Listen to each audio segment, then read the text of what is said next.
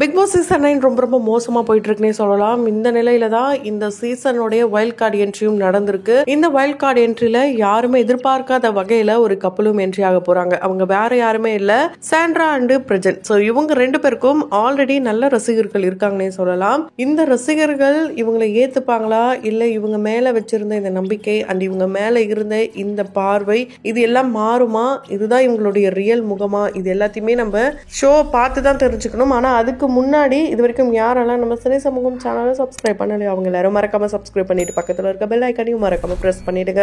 Sandra and Prajan இவங்க ரெண்டு பேரும் கிட்டத்தட்ட பல வருடமா இந்த இண்டஸ்ட்ரியில இருக்காங்க. ரெண்டு பேருமே விஜயிங் பண்ணிருக்காங்க, சின்ன திரையில நடிச்சிருக்காங்க, வெள்ளி திரையில நடிச்சிருக்காங்க, இப்படி சொல்லிக்கிட்டே போலாம். என்னதான் இவங்க ரெண்டு பேரும் நடிச்சிருந்தாலும் ரொம்ப ஃபேமஸ் ஆகலையோ, நம்ம இன்னும் அடுத்த லெவலுக்கு போலியோன்ற வருத்தம் இவங்களுக்குள்ள கண்டிப்பா இருக்குதான் செய்யுது.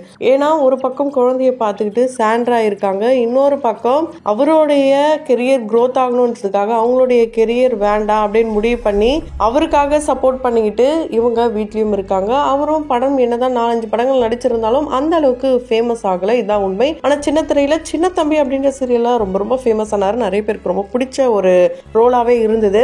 அதுலதான் பாவனி ரெட்டிலாம் நடிச்சிருப்பாங்க. உண்மையாலே அந்த பேர் கூட நல்லா தான் இருந்துச்சு. ஸோ இதெல்லாம் ஒரு பக்கம் அவங்களுடைய ரீலா நிறைய என்ஜாய் பண்ற வகையில இருந்தாலும் ரியலா என்ஜாய் பண்ற வகையில அவங்களோட இன்டர்வியூஸ் எல்லாமே இருக்கும். இவங்க ரெண்டு பேரும் காதல் திருமணம், அதுவும் யாரும் எதிர்பார்க்காத வகையில இவங்களுடைய காதல் அண்ட் திருமணம்லாம் பாத்தீங்கன்னா ரன்னிங் மேரேஜ் தான். அதுவும் சாண்ட்ராவுடைய ஸ்டோரிலாம் கேட்கும்போது ரொம்ப எமோஷ்னலான ஒரு ஸ்டோரி தான். அவங்களும் அவங்க அப்பா அம்மாவும் பார்த்தீங்கன்னா பிரிஞ்சு தான் வாழ்ந்திருக்காங்க. அதுவும் சாண்ட்ரா 12 வயசு இருக்கும்போது அவங்க அப்பா அம்மா டிவோர்ஸ் வாங்குறாங்க, அவங்க அம்மா விட்டுட்டு போறாங்க.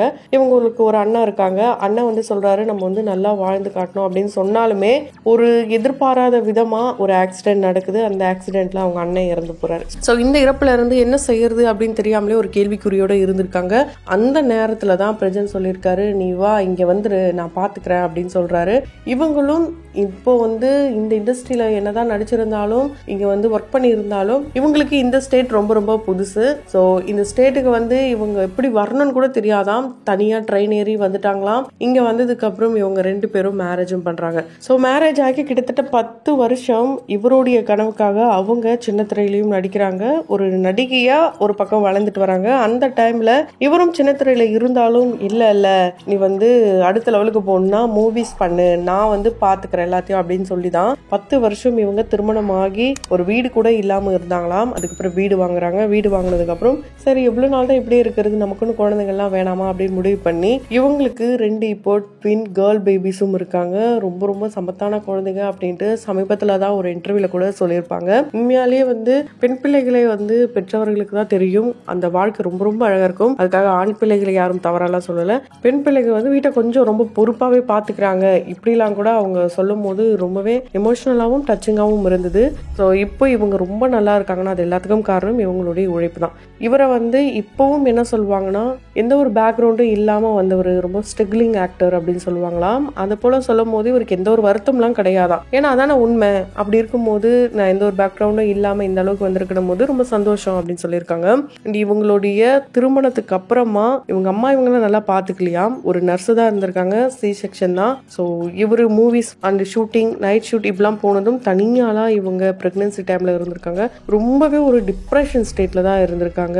NICUலயும் அவங்களுடைய 2 ட்வின்ஸையும் வச்சிருக்காங்க. 15 நாள் வச்சிருந்தாங்க. இப்போ அதெல்லாம் சாதாரண விஷயமா இருந்தாலும் பல வருடங்களுக்கு முன்னாடி அதெல்லாம் ரொம்ப பெரிய விஷயமா தான் இருந்தது. ஒரு நர்ஸை வச்சு பாத்துக்கலாம்னு சொல்லி இவங்க வீட்டுக்கு பார்த்தா அந்த நர்ஸ் நிறையவே இவங்களுக்கு கைட் பண்ணல, பாத்துக்கலையாம். அப்புறம் கேட்க கூட யாருமே இல்லாம ரொம்பவே தனிமையில, ரொம்ப டிப்ரெஷன், குழந்தைங்களை ரூம்ல விட்டுட்டு இவங்க ஓடிடுவாங்களாம். இது போலலாம் இருந்திருக்காங்க.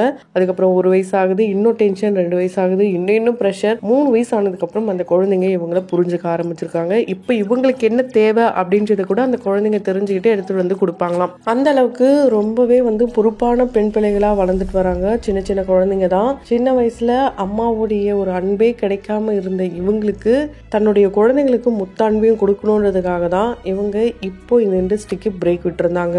ஏன்னா டிவோர்ஸ் அப்படின்ற ஒரு விஷயம் இவங்க அப்பா அம்மாவுடைய வாழ்க்கையில மட்டும் இல்லாம இவங்களுடைய வாழ்க்கையிலயும் எட்டி பாக்குற அந்த ஒரு ஸ்டேஜ்ல ஸ்டேஜில் கூட இருந்துதான். வேற ஏதாவது ஒரு பொண்ணாக இருந்தால் என்னை எப்பயோ விட்டுட்டு போயிருக்கோம், ஆனால் சாண்ட்ராவா இருக்கதான் என்னை இந்த நிலவுக்கு கொண்டு வந்திருக்கா அப்படின்ட்டு ரொம்ப பெருமையாவே சொல்லியிருப்பாரு. ஸோ பிரஜன் வந்து அந்த அளவுக்கு ஸ்ட்ரகிள் பண்ணி வந்தவர் தான். என்னதான் வந்து சின்ன சின்ன விஷயங்களுக்கு டிவோர்ஸ் அப்படின்ட்டு இப்ப இருக்கிற நடிகைகள்லாம் போயிட்டு இருந்தாலும், இது வெளியே தெரிஞ்சாலும் நிறைய பேர் சொசைட்டில டிவோர்ஸை ஈஸியா வந்து பல வருஷம் ஒன்னா வந்துட்டு கொடுத்துட்டு போயிடுறாங்க. ஆனா எவ்வளோ கஷ்டப்பட்டு வீடே இல்லாம 10 வருஷம் ஸ்ட்ரகிளுக்கு அப்புறம் இப்பவும் ஒரு அங்கீகாரம் கிடைக்கணும்னு ஓடுற இந்த ஒரு கப்பலுக்கு மத்தியில கண்டிப்பா இதெல்லாம் மிகப்பெரிய விஷயம் தான். படிப்பு, நடிப்பு, டான்ஸ் இப்படி எல்லாத்துலயும் முன்னாடி இருந்த சாண்ட்ரா தன்னுடைய குடும்பத்துக்காக இப்ப எல்லாத்தையும் விட்டுட்டு குழந்தைகள் பார்த்துக்கணும், அதுவும் பெண் பிள்ளைகளை ரொம்ப ரொம்ப கவனமா பார்த்துக்கணும்னு சொல்லி அவங்களுக்கு கிடைக்காத அன்பா அவங்களுடைய மகள்கள் அனுபவிக்கணுன்றதுக்காக தான் இவங்க கெரியரை வந்து ஒதுக்கி வச்சிருந்தாங்களாம். காற்றின் மொழி, வர்மா இது போல படங்கள்லாம் பண்ணும்போது இவங்களுக்கு நிறைய வாய்ப்புகள் வந்துட்டு இருந்ததாம். ஆனா அந்த டைம்ல வேணாம், நமக்கு எதுக்கு, நம்ம கணவருக்கு சப்போர்ட் பண்ணலாம் அப்படின்னு சொல்லி தான் கிடைச்ச வாய்ப்பை கூட மிஸ் பண்ணியிருக்காங்க.